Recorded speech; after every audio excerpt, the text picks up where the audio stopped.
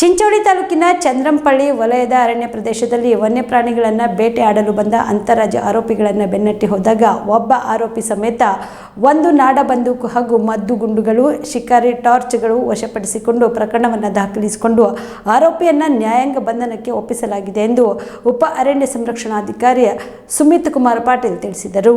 ಕಲಬುರಗಿಯ ಎಸಿಎಫ್ ಅಧಿಕಾರಿ ಮುನ್ನೀರ್ ಅಹಮದ್ ಅವರ ಮಾರ್ಗದರ್ಶನದಲ್ಲಿ ವಲಯ ಅರಣ್ಯಾಧಿಕಾರಿ ಭಾಗಪ್ಪ ಗೌಡ ನೇತೃತ್ವದಲ್ಲಿ ಕಾರ್ಯಾಚರಣೆ ನಡೆಸಿ ಆರೋಪಿ ಸಮೇತ ವಶಪಡಿಸಿಕೊಂಡು ಪ್ರಕರಣ ದಾಖಲಿಸಿ ನ್ಯಾಯಾಂಗ ಬಂಧನಕ್ಕೆ ಒಪ್ಪಿಸಲಾಗಿದೆ. ಈ ಕಾರ್ಯಾಚರಣೆಯಲ್ಲಿ ಉಪವಲಯ ಅರಣ್ಯ ಅಧಿಕಾರಿ ಸಿದ್ದಾರೋಡ್, ಗಜಾನನ್, ಭಾನು ಪ್ರತಾಪ್ ಸಿಂಗ್, ಗಸ್ತು ಅರಣ್ಯ ಪಾಲಕ ಹಾಲೇಶ ಕೋರ್ವಾರ್, ಅರಣ್ಯ ವೀಕ್ಷಕರಾದ ದೇವಪ್ಪ, ಪ್ರಭು, ನೀಲಪ್ಪ, ರಮೇಶ್ ಸೇರಿದಂತೆ ಇತರರು ಇದ್ದರು.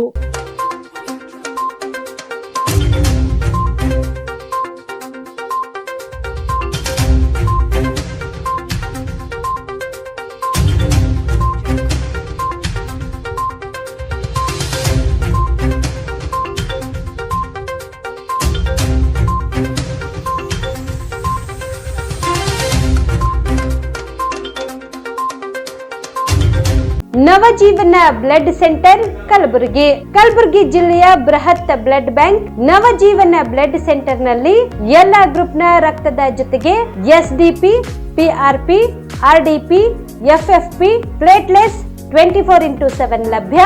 ಕಲಬುರಗಿ ಜಿಲ್ಲೆಯ ಎಲ್ಲಾ ಆಸ್ಪತ್ರೆಯ ಬಾಗಿಲಿಗೆ ತುರ್ತು ಸೇವೆ.